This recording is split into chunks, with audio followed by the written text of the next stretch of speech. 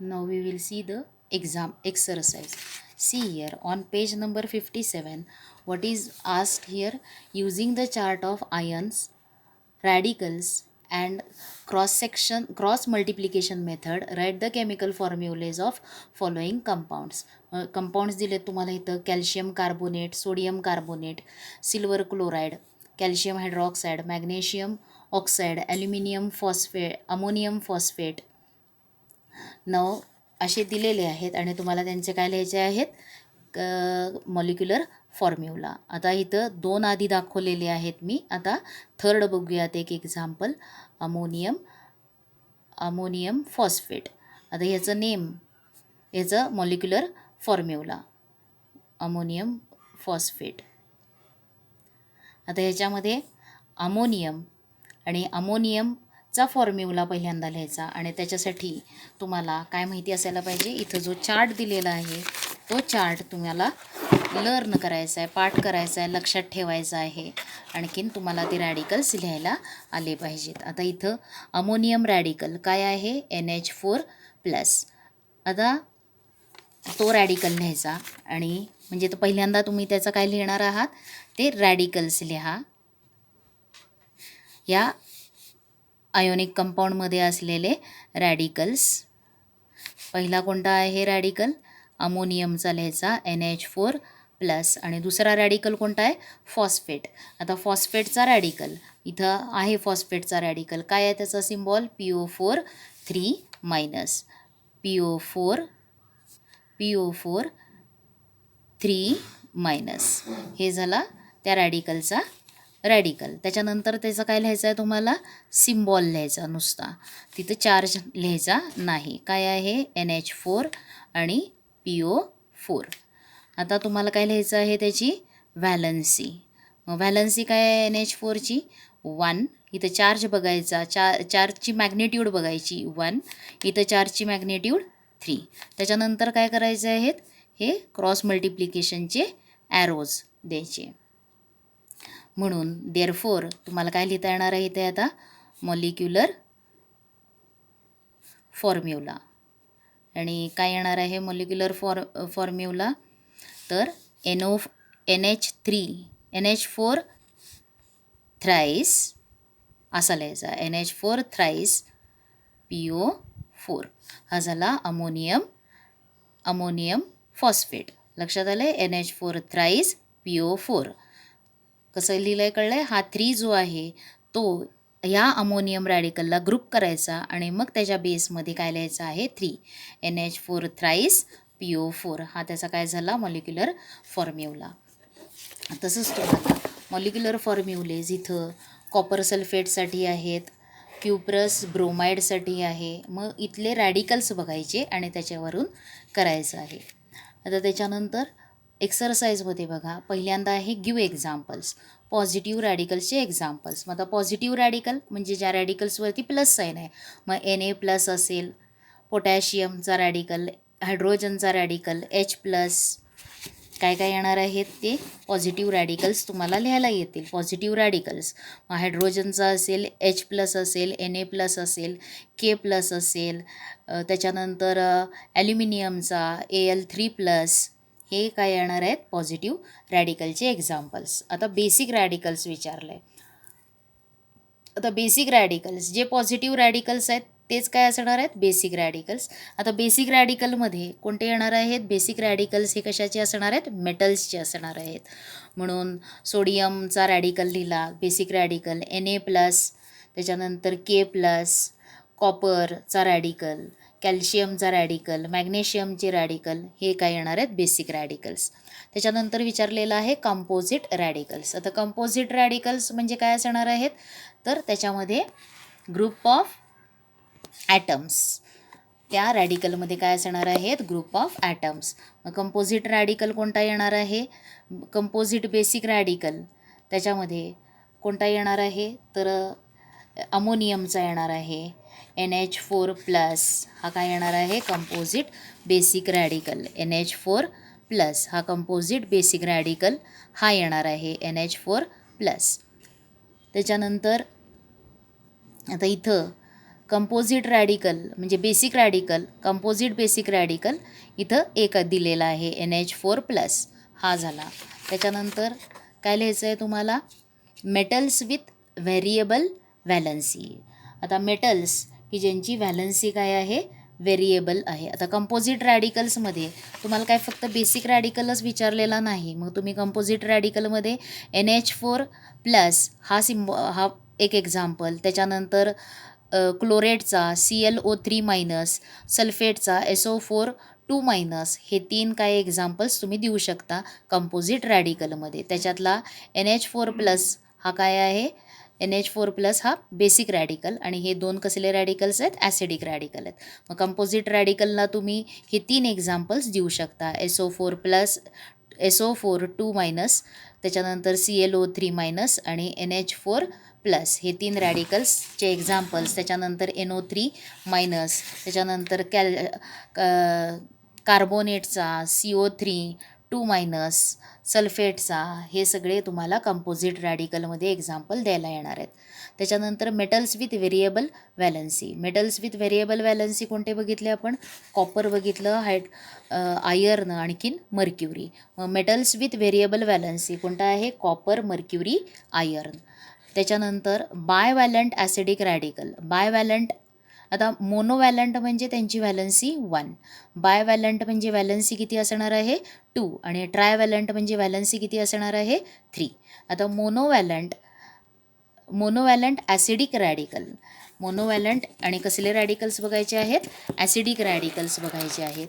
मग इथे हा चार्ट बघितला की लक्षात येणार आहेत. मोनोव्हॅलंट ॲसिडिक रॅडिकल म्हणजे त्यांची व्हॅलन्सी काय असणार आहे 2. मोनोव्हॅलंट म्हणजे व्हॅलन्सी काय असणार आहे 2 असणार आहे व्हॅलन्सी.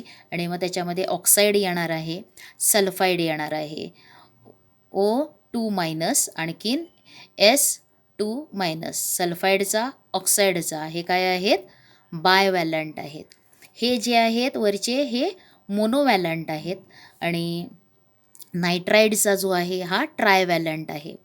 आता इथून हे कंपोजिट आहेत सगळे. मग त्याच्यामध्ये डायव्हॅलंट असलेला, कंपोजिटमध्ये डायव्हॅलंट असलेला क्रोमेटचा आहे, सल्फेटचा आहे, लक्षात आले. कार्बोनेटचा सुद्धा तुम्ही डायव्हॅलंट ॲसिडिक रॅडिकल लिहू शकता, CO3 2-, SO4 2-, त्याच्यानंतर SO3 2-, सल्फेट, क्रोमेट, CrO4 2-, त्याच्यानंतर डायक्रोमेट Cr2O7 2-, म्हणजे हे रॅडिकल्स जे आहेत हे काय आहेत, डायव्हॅलंट ॲसिडिक रॅडिकल, ज्यांची व्हॅलन्सी 2, त्यांना काय म्हटलेलं आहे, डायव्हॅलंट. त्याच्यानंतर ट्रायव्हॅलंट बेसिक रॅडिकल्स कोणते बघायचे आहेत, ट्रायव्हॅलंट बेसिक रॅडिकल. आता पहिल्यांदा बेसिक रॅडिकल म्हणजे काय असणार आहे, रॅडिकल्स कसले असणार आहेत, पॉझिटिव्हली चार्ज, आणि बेसिक रॅडिकल्स आणि कसे आहेत, ट्रायव्हॅलंट म्हणजे त्यांची व्हॅलन्सी काय आहे 3. मग त्याच्यामध्ये ॲल्युमिनियमचा येईल, क्रोमियम येईल, फेरिक येईल, हे काय आहेत, गोल्ड, हे काय आहेत, बेसिक रॅडिकल्स विथ व्हॅलन्सी 3. हे एक्झाम्पल्स तुम्हाला हे तिथं एक्झाम्पल्स द्यायला येणार आहेत. त्याच्यानंतरचा क्वेश्चन काय आहे, write the symbols of following elements. Symbols लिहायचे आहेत तुम्हाला फॉलोइंग एलिमेंट्सचे, and radical obtain from them, आणि काय लिहायचे आहेत, त्यांच्यापासून तयार झालेले रॅडिकल्स लिहायचे आहेत. And indicate the charge on the radical, आणि त्याचबरोबर काय करायचं आहे तुम्हाला, त्या रॅडिकलवरती असलेला चार्ज पण इंडिकेट करायचा आहे. मग पहिल्यांदा मर्क्युरी. आता मर्क्युरी जर घेतला तर त्याचा सिम्बॉल माहिती आहे तुम्हाला, मर्क्युरीचा सिम्बॉल काय आहे. मग पहिल्यांदा काय लिहायचं आहे, मी फक्त एक करून दाखवणार आहे, बाकीचे तुम्हाला करायचे आहेत. पहिला कोणता दिलेला आहे, मर्क्युरी, आणि मग त्याचा सिम्बॉल काय आहे, सिम्बॉल इज Hg. मर्क्युरीचा सिम्बॉल काय आहे, Hg. मग write the symbol of the following elements and the radicals obtained from them. आता त्याच्यापासून तयार झालेला रॅडिकल तो दाखवायचा आहे, आणि तो कोणता आहे रॅडिकल, Hg+. हा काय आहे, मर्क्युरस हा रॅडिकल येणार आहे. And indicate the charge on the radical, आणि हा त्याच्यावरचा तयार झालेला चार्ज, 1 पॉझिटिव्ह चार्ज. आता मर्क्युरी यालासुद्धा काय आहे, व्हेरिएबल व्हॅलन्सी. एकदा व्हॅलन्सी आहे 2, हा आहे मर्क्युरस. आणखीन जर त्याच्यामधून 2 जर झाले मर्क्युरी आणि त्याच्यापासून तयार झालेला आयॉन रॅडिकल कोणता आहे, किंवा इथं लिहा सिम्बॉल, पुढं काय येणार आहे, रॅडिकल. हे ॲरो नाही दिला तरी चालेल. सिम्बॉल Hg, रॅडिकल कोणता आहे मग त्याचा, Hg2+. कोणता येणार आहे, Hg2+. हा मर्क्युरस रॅडिकल आणि हा काय असणार आहे, मर्क्युरिक रॅडिकल. 2 व्हॅलन्सी असलेला मर्क्युरिक रॅडिकल. आता पोटॅशियम त्याचा सिम्बॉल जो आहे तो पोटॅशियमचा सिम्बॉल काय असणार आहे, तर पोटॅशियमचा सिम्बॉल K. आणि त्याच्यापासून तयार झालेला रॅडिकल, एकच रॅडिकल त्याच्यापासून तयार होतो कारण त्याची व्हॅलन्सी एकच व्हॅलन्सी आहे, तो व्हेरिएबल व्हॅलन्सीमधला एक्झाम्पल असलेला इलेमेंट नाही, म्हणून हा त्याचा काय झाला, रॅडिकल झालेला आहे. आता त्याच्यानंतर असं हे तुम्हाला पूर्ण करायचं आहे सेकंडमध्ये. त्याच्यानंतर थर्डमध्ये write the steps deducing the chemical formulae for the following compounds. हे तुम्हाला याच्यातले 1-2 सोडवून दाखवलेले आहेत, बाकीचे तुम्ही करायचे. Now we will see the 4th question. आणि त्या 4th क्वेश्चनमध्ये काय आहेत, write answers to the following questions and explain. तुम्हाला आन्सर्स लिहायचे आहेत अँड एक्सप्लेन युअर आन्सर. आता explain how element sodium is monovalent. आता सोडियम हा मोनोवॅलंट आहे. मोनोवॅलंट म्हणजे त्याची व्हॅलन्सी काय आहे, 1. आता सोडियम मोनोवॅलंट काय आहे, का आहे, तर सोडियमचा ॲटॉमिक नंबर किती आहे, 11. आणि लिहायचं मग atomic number of sodium is 11. आणखीन नंबर ऑफ व्हॅलन्स इलेक्ट्रॉन्स, किंवा it has 1 electron in last shell. Sodium gives this electron and positively charged sodium ion is formed.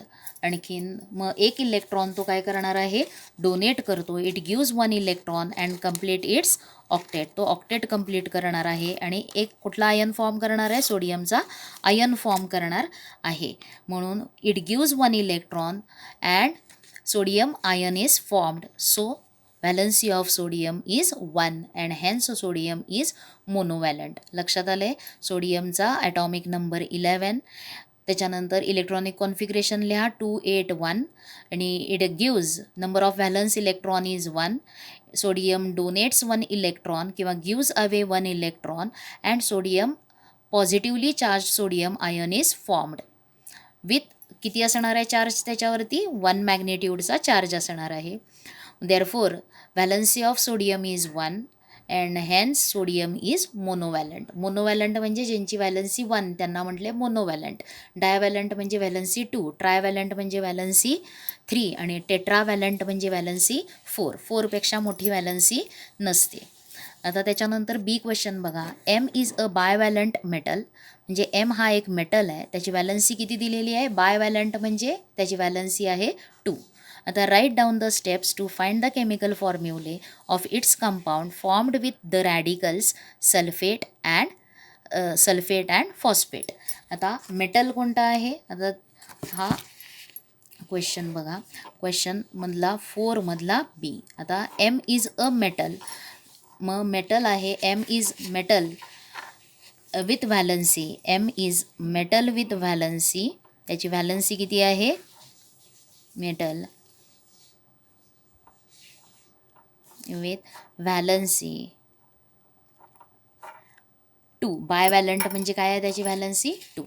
आणि आता तुम्हाला त्याचा केमिकल फॉर्म्युला लिहायचा आहे. कुणाबरोबर करायचा आहे केमिकल फॉर्म्युला फाइंड करायचा आहे, तर 2 रॅडिकल्स दिलेले आहेत. आता मेटल हा बायवॅलंट आहे, आणखीन त्याचा रॅडिकल हा काय असणार आहे,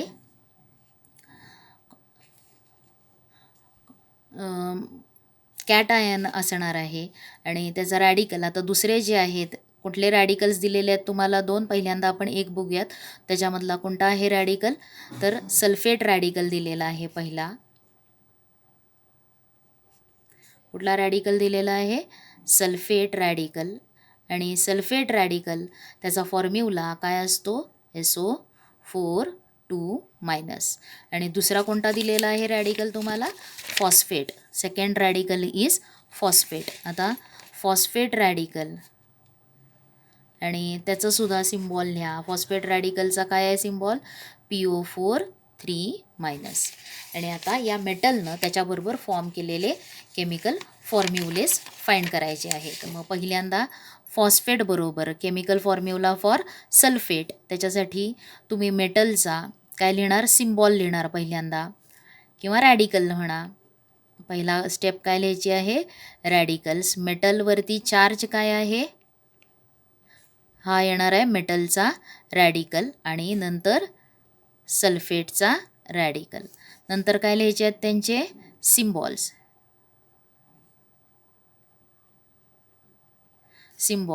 एम मेटलचा सिम्बॉल एम आणि सल्फेटचा सिम्बॉल SO4.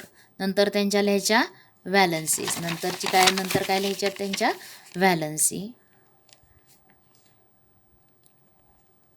आणि नंतर तुम्ही काय करणार आहात, असं क्रॉस मल्टिप्लायचा सिम्बॉल, आणि मग तुम्हाला इथं काय मिळणार आहे, केमिकल किंवा मॉलिक्युलर फॉर्म्युला.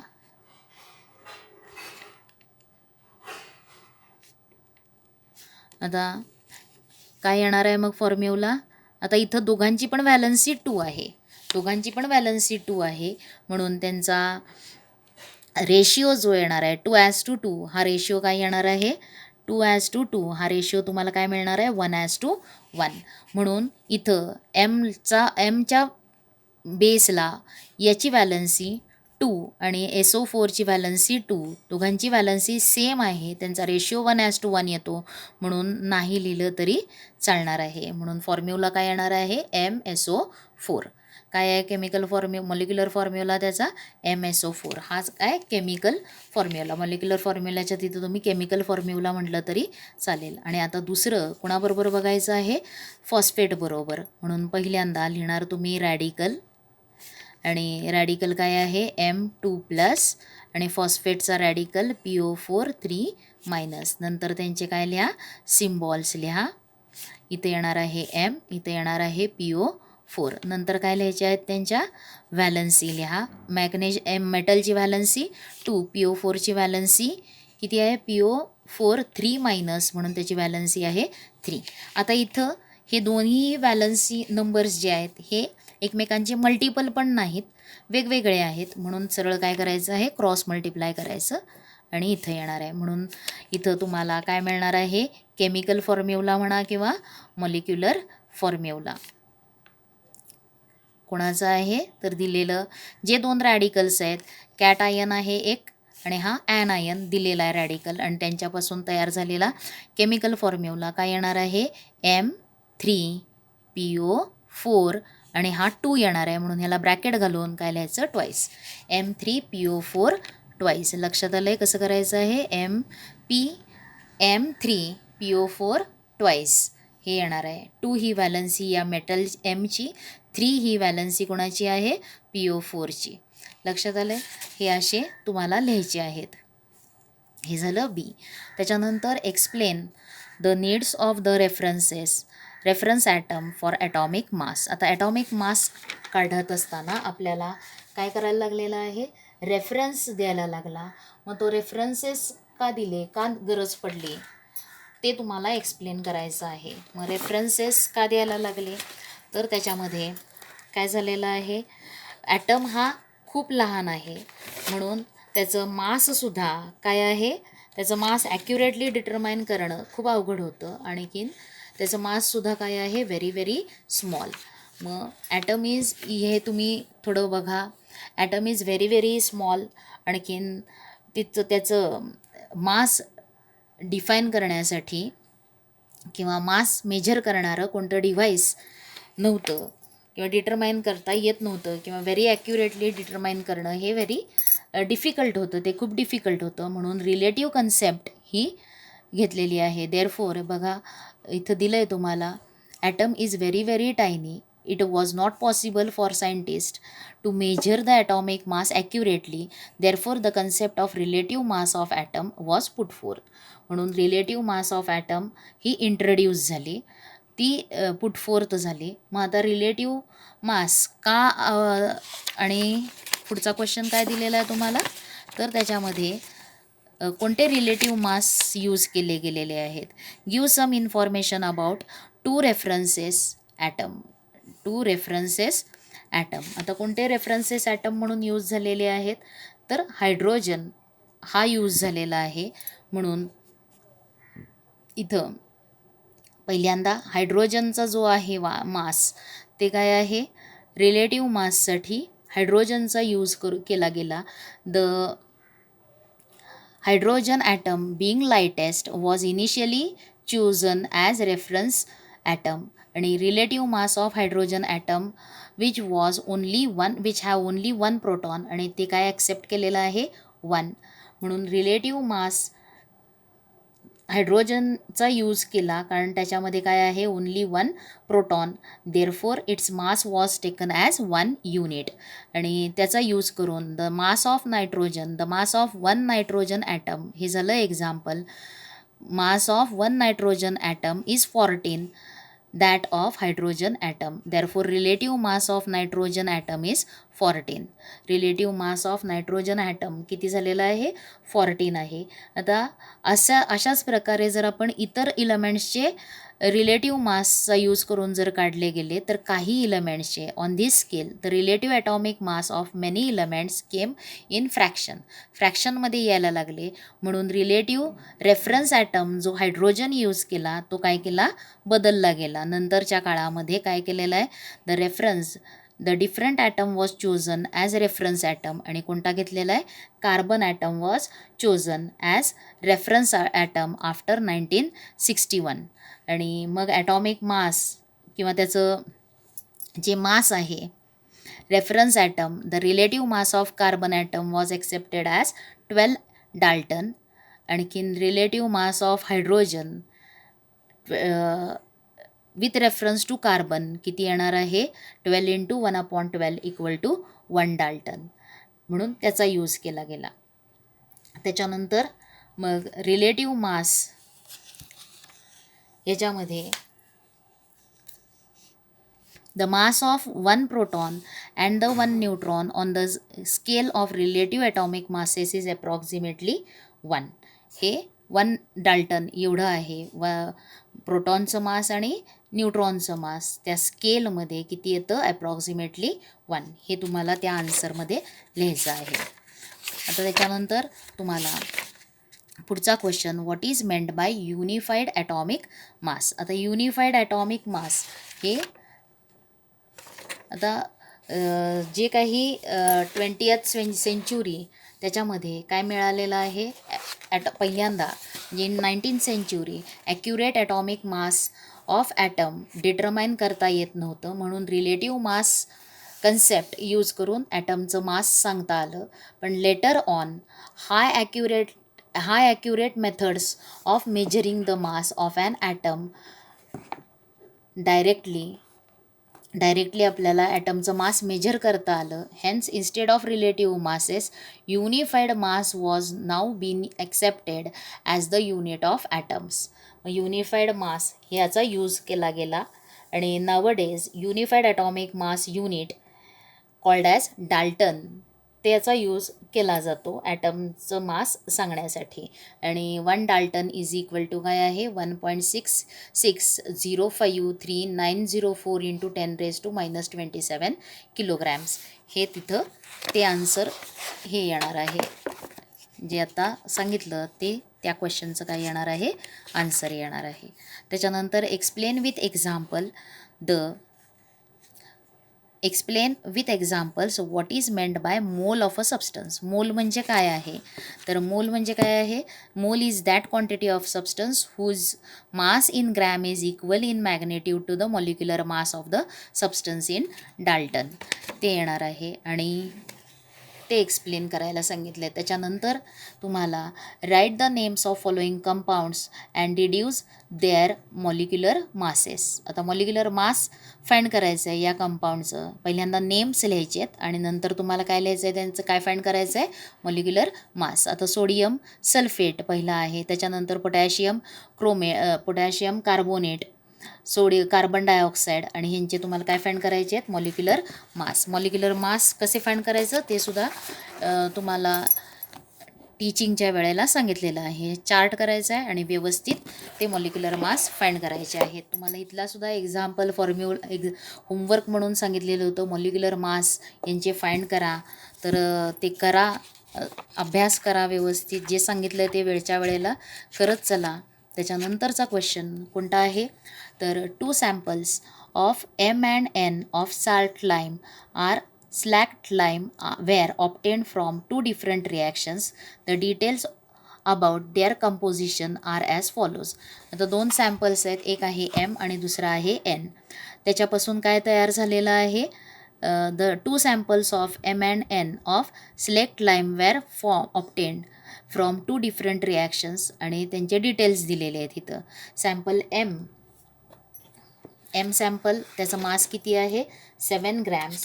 त्याच्यानंतर दुसरं सॅम्पल जे आहे त्याचं the mass of constituent oxygen किती आहे 2 grams. The mass of constituent calcium is 5 grams. आणि सॅम्पल Nमध्ये मास किती आहे 1.4 ग्रॅम्स. आणि त्या सॅम्पलमध्ये ऑक्सिजन आणि कॅल्शियमचं मास दिलेलं आहे. ऑक्सिजनचं कॉन्स्टिट्युएंट मास किती आहे 0.4 ग्रॅम्स आणि मास ऑफ कॉन्स्टिट्युएंट कॅल्शियम हे किती आहे 1 gram. Show which law of chemical combination does it proves आणि एक्सप्लेन. आता याच्यामध्ये तुम्हाला काय दिलेलं आहे, 2 सॅम्पल्स आहेत. कोणते 2 सॅम्पल्स आहेत, कशाचे 2 सॅम्पल्स आहेत, स्लेक्ट लाईमचे.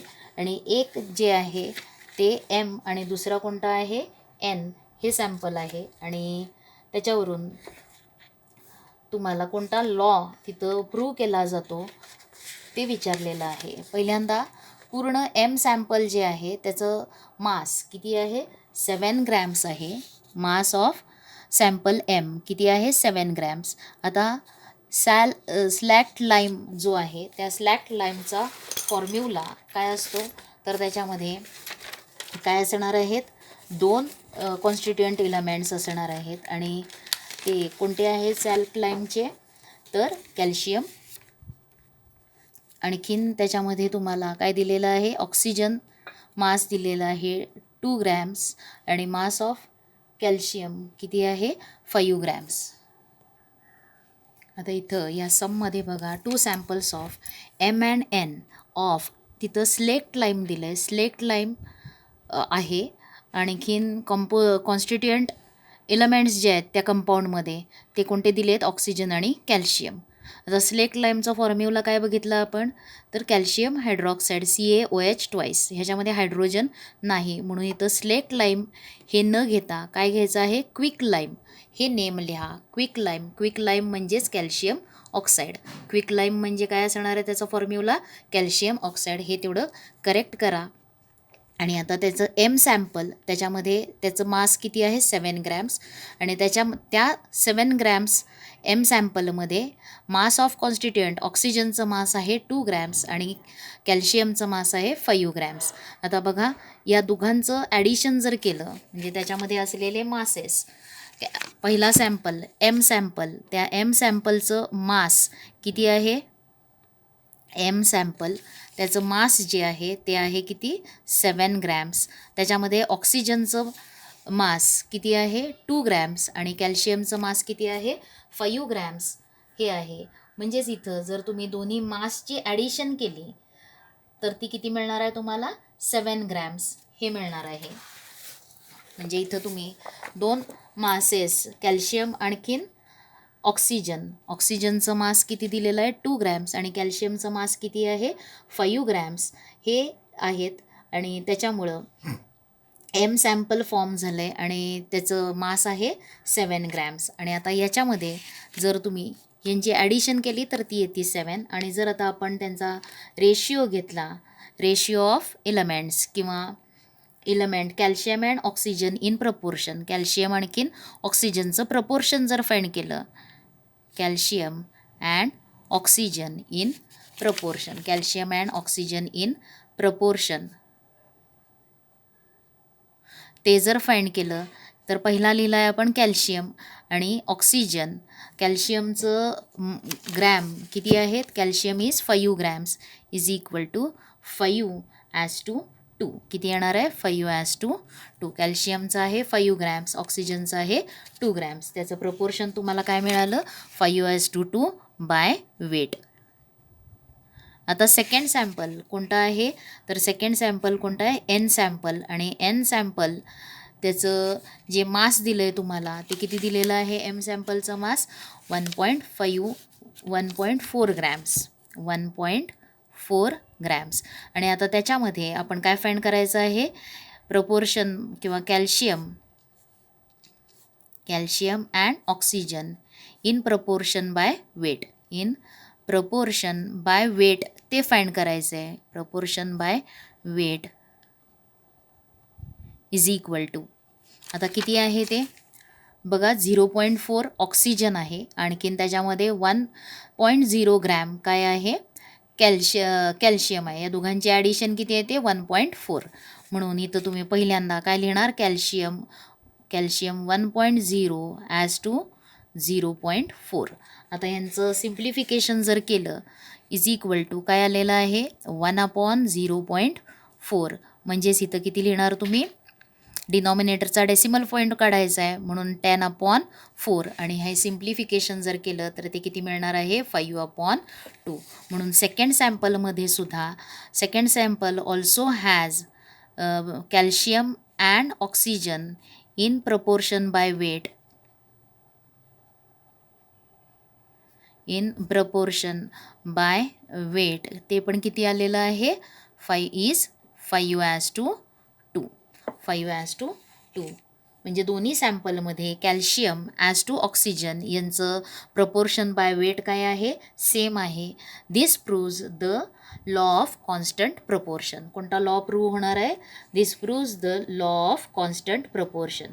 म्हणजे सॅम्पल्स जे आहेत त्या सॅम्पल्समध्ये जे कॉन्स्टिट्युएंट एलिमेंट्स आहेत सॅम्पल कोणता आहे क्विक लाईम म्हणजेच कॅल्शियम ऑक्साईड आणि त्याच्यामध्ये कॉन्स्टिट्युएंट एलिमेंट्स कोणते आहेत कॅल्शियम अँड ऑक्सिजन. आणि त्यांचं तो कंपाऊंड दोन डिफरंट मेथडनं फाउंड झालेलं आहे तरीसुद्धा कॉन्स्टिट्युएंट एलिमेंट्सचं प्रपोर्शन काय राहणार आहे त्याच्यामध्ये सेम असणार आहे. म्हणजेच हा कोणता लॉ प्रूव्ह करणार आहे याच्यावरून लॉ ऑफ कॉन्स्टंट प्रपोर्शन हा प्रूव्ह करणार आहे. मग तो काय लॉ आहे ते लिहायचं आहे आणि एक्सप्लेन करायचं आहे. त्याच्यानंतर deduce the number of molecules of following compounds in the given quantities. आता इथं तुम्हाला काही दिलेले आहेत कंपाऊंड्स दिलेले आहेत आणि त्याच्यामध्ये किती नंबर ऑफ मॉलिक्युल्स प्रेझेंट आहेत हे काढायचे. मग पहिल्यांदा दिलेला जो काही कंपाऊंड आहे त्याचं कन्व्हर्शन कशामध्ये करायचं की त्या किती ग्रॅम्स दिलेला आहे त्याच्यामध्ये किती मोल्स ऑफ सबस्टन्स प्रेझेंट आहे आणि त्याच्यानंतर तुम्हाला मॉलिक्युल्स किती नंबर ऑफ मॉलिक्युल्स प्रेझेंट आहेत हे काढायला येणार आहे. मग पहिला आहे 32 grams of oxygen. 32 grams of ऑक्सिजनमध्ये किती मोल्स ऑफ ऑक्सिजन प्रेझेंट आहे ते पहिला फाइंड करायचं आणि त्याच्यासाठी तुम्हाला काल याच्या आधीच्या लेक्चरमध्ये सांगितलेलं आहे. तिथं तुम्ही एक एक्झाम्पल बघितलेलं होतं 49 ग्रॅम्स ऑफ H2SO4 मध्ये किती मॉलिक्युल्स प्रेझेंट असणार आहेत. हे जसं सोडवलं तसंच तुम्हाला करायचं आहे. 36 ग्रॅम्स ऑफ वॉटर. मग आता इथं 36 ग्रॅम्स ऑफ वॉटरमध्ये किती किती मॉलिक्युल्स प्रेझेंट असणार आहेत वॉटरचं ते पण एक एक्झाम्पल आपण बघितलं. तसे या टाईपमध्ये इथले सम्स करायचे आहेत. 32 ग्रॅम्स ऑफ ऑक्सिजनमध्ये किती मोल्स प्रेझेंट आहेत ते आधी काढायचं आणि मग ते मोल्स मिळाल्यावरती काय करणार आहे 1 मोल ऑफ ऑक्सिजनमध्ये किती असणार आहेत मॉलिक्युल्स तर ॲव्होगॅड्रोज नंबर एवढा असणार आहे. म्हणजेच ॲव्होगॅड्रोज नंबर किती आहे काय आहे 6.022 × 10⁻23 एवढे मॉलिक्युल्स एका मोलमध्ये असणार आहेत. मग या 32 ग्रॅम्सचे किती मोल्स असणार आहेत ऑक्सिजनचे 90 ग्रॅम ऑफ वॉटर म्हणजे किती मोल ऑफ वॉटर असणार आहे ते आधी नंबर ऑफ मोल्स काढायचे आणि नंबर ऑफ मोल्स मिळाल्यानंतर तुम्हाला नंबर ऑफ मॉलिक्युल्स काढायचं आहे. त्याच्यासाठी ते सुद्धा तुम्ही बघितलेलं आहेत. हे 2 एक्झाम्पल्स मी याच्या आधीच्या ह्याच्यात सोडवून दाखवलेत त्याप्रमाणे ती गणितं करायची आहेत या क्वेश्चनमधली. त्याच्यानंतर 8th क्वेश्चन बघा. If 0.2 mole of the following substances are required how many grams of those substance should be taken. आता इथं 3 सबस्टन्स दिले sodium chloride magnesium oxide calcium carbonate आणि ते किती घ्यायचं आहे तुम्हाला 0.2 मोल एवढं असायला पाहिजे. म्हणजेच ते किती ग्रॅम्स घेतलं पाहिजे हा क्वेश्चन आहे. मग सोडियम क्लोराईड आता याच्यामध्ये तुम्हाला सोडियम क्लोराईडचं मॉलिक्युलर मास माहिती असायला पाहिजे आणि ते काढायचे. इथं 0.2 मोल ऑफ सोडियम क्लोराईडमध्ये किती सोडियम क्लोराईड म्हणजे किती ग्रॅम्स असणार आहे, सोडियम क्लोराईड हे किती ग्रॅम्समध्ये असणार आहे हे फाइंड करायचं आहे. म्हणजेच सोडियम क्लोराईड हे 0.2 mole of sodium chloride is equal to how many grams of sodium chloride असं फाइंड करायचं आहे. सोडियम क्लोराईड मग 0.2 moles of sodium chloride makes किंवा is equal to dash grams of sodium chloride म्हणजे किती grams sodium chloride असणार आहे. 0.2 moles of sodium chloride म्हणजे किती ग्रॅम्स सोडियम क्लोराईड हे फाइंड करायचं आहे तुम्हाला. मग त्याच्यासाठी सोडियम क्लोराईडचं तुम्हाला काय माहिती असायला पाहिजे, molecular molecular mass of sodium chloride. Formula काय आहे सोडियम क्लोराईडचा, NaCl. त्याच्यातला सोडियमचा मॉलिक्युलर मास किती आहे, ॲटॉमिक मास 23. क्लोरीनचं किती आहे 35.5. म्हणून सोडियम क्लोराईडचा ॲटॉमिक मास किती येणार आहे 58.5. आणि आता तुम्हाला नंबर ऑफ मोल्ससाठी फॉर्म्युला माहिती आहे. Number of moles of substance is equal to mass of substance in grams upon molecular mass of the substance. मग इथं नंबर ऑफ मोल्स माहिती आहे, ते आहेत 0.2 दिलं आहे. आता मास ऑफ सबस्टन्स इन ग्रॅम हा न्यूमरेटर जो आहे तो तुम्हाला फाइंड करायचा आहे. म्हणून mass of sodium in grams, mass of sodium in gram हे असं लिहा आणि अपॉन त्याचा मॉलिक्युलर मास 58.5. म्हणून हा न्यूमरेटर फाइंड करायचा आहे, क्रॉस मल्टिप्लाय होईल. Therefore mass of sodium chloride in grams is equal to काय लिहिता येणार आहे 0.2 इंटू 58.5 आणि मल्टिप्लिकेशन ते केलं तर किती मिळणार आहे 11.7 ग्रॅम्स. म्हणजे 0.2 moles of sodium chloride have how many grams of sodium chloride 11.7 grams of sodium chloride. हे आन्सर किंवा हे वाक्य तुम्ही खाली लिहा. 0.2 moles of sodium chloride is equal to किती असणार आहे इज किंवा equal to 11.7 grams of sodium chloride. लक्षात आलं आहे कसं करायचं आहे. आता ह्याच्यातलं सेकंड मॅग्नेशियम ऑक्साईड. आता पहिल्यांदा मॅग्नेशियम ऑक्साईड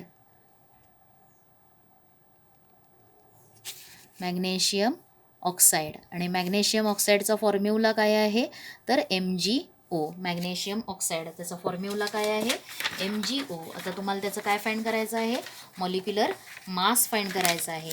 आणि मॅग्नेशियम ऑक्साईडचा मॉलिक्युलर मास किती असणार आहे त्याच्यासाठी मॅग्नेशियमचं देअरफॉर मॉलिक्युलर मास कोणाचा आहे molecular mass of magnesium oxide magnesium oxide is equal to मॅग्नेशियमचा मॉलिक्युलर मास 24 आणि ऑक्सिजनचा मॉलिक्युलर मास ऑफ ऑक्सिजनचा ॲटॉमिक मास. मॅग्नेशियमचं किती आहे ॲटॉमिक मास 24. ऑक्सिजनचं ॲटॉमिक मास हे किती असणार आहे तर 16 आणि या दोघांची ॲडिशन जर केली तर ती तुम्हाला किती येणार आहे 40. म्हणजे मॉलिक्युलर मास ऑफ मॅग्नेशियम किती आहे 40. आणि आता तुम्हाला कोणता फॉर्म्युला यूज करायचा आहे तर number of moles of magnesium oxide is equal to mass of magnesium oxide in grams upon काय असणार आहे molecular mass of magnesium oxide. Number of moles माहिती आहेत किती दिलेलं आहे ते 0.2 इज इक्वल टू मग मास of magnesium oxide in gram हे फाइंड करायचे आहे. म्हणून तसंच राहणार आहे डिवायडेड बाय किती आहे मॉलिक्युलर मास त्याचा 40. म्हणून क्रॉस मल्टिप्लाय केलं तर मास of magnesium oxide in grams किती येणार आहे 0.2 इंटू 40. 0.2 इंटू 40 जर केलं तर ते किती मिळेल तुम्हाला इथं 4 2 8 हा 0 दिला आणि डेसिमल पॉईंट म्हणजे किती येणार आहे इज इक्वल टू 8 ग्रॅम्स. किती येणार आहे ते 8 ग्रॅम्स. 8.0 म्हणजे 8 ग्रॅम्स. म्हणून तुमचं आन्सर तुम्ही काय लिहिणार 0.2 मोल ऑफ मॅग्नेशियम ऑक्साईड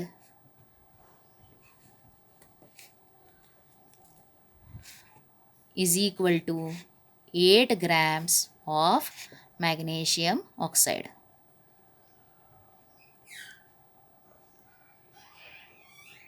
लक्षात आलं आहे. आता हे कॅल्शियम कार्बोनेट. आता कॅल्शियम कार्बोनेट त्याचा फॉर्म्युला काय आहे कॅल्शियम कार्बोनेटचा, तर याच्यामध्ये कॅल्शियम कार्बोनेट आणि फॉर्म्युला आहे CaCO3. आता कॅल्शियम कार्बोनेटचं तुम्ही काय फाइंड करायचं आहे मॉलिक्युलर मास फाइंड करायचं. त्याच्यासाठी कॅल्शियमचं ॲटॉमिक मास, कार्बनचं ॲटॉमिक मास आणि ऑक्सिजनचं ॲटॉमिक मास. आता कॅल्शियमचं ॲटॉमिक मास हे किती असतं कॅल्शियमचं atomic mass of calcium is 40. कार्बनचं ॲटॉमिक मास किती असतं 12 असतं आणि एकच आहे कॅल्शियमचं ॲटम 1 आहे म्हणून 40. कार्बनचा ॲटॉमिक मास एका कार्बन ॲटमचं मास किती आहे 12. आणखीन आता ऑक्सिजनचं ॲटॉमिक मास, इथं ऑक्सिजनचे किती ॲटम्स आहेत 3. एका ॲटमचं ॲटॉमिक मास ऑफ ऑक्सिजन किती असतं 16 म्हणून 16 × 3 आणि हे ॲटॉमिक मास किती येणार आहे हे सगळ्यांचं ॲडिशन 40 + 12 + 16 × 3 येणार आहे 48. आणि मॉलिक्युलर मास कुणाचं मिळणार आहे इथं कुणाचं काढायचं आहे molecular mass of calcium carbonate आणि ते किती येणार आहे ॲडिशन जर केली तर ती ॲडिशन बघा 40 100 एवढी येणार आहे. Molecular mass of calcium hydroxide calcium carbonate is 100 आणि मग 0.2 moles of calcium carbonate is equal to किती येणार आहे इथं क्रॉस मल्टिप्लाय करतो आहे आपण 2 बरोबर आहे. म्हणून mass of calcium carbonate in grams is equal to हा फॉर्म्युला लिहून करा तुम्ही आणि मी इथं आता डायरेक्ट लिहिणार आहे. म्हणून mass of calcium carbonate in grams is equal to किती येणार आहे 0.2 × 100 आणि 0.2 × 100 म्हणजे किती येणार आहे 20 ग्रॅम्स. 0.2 × 100 इज इक्वल टू किती येईल हे 20 ग्रॅम्स. मग शेवट आन्सर लिहा. लक्षात आलेलं आहे हे सम्स. तर असे सम्स सगळे सॉल्व करा, एक्सरसाइज सॉल्व करा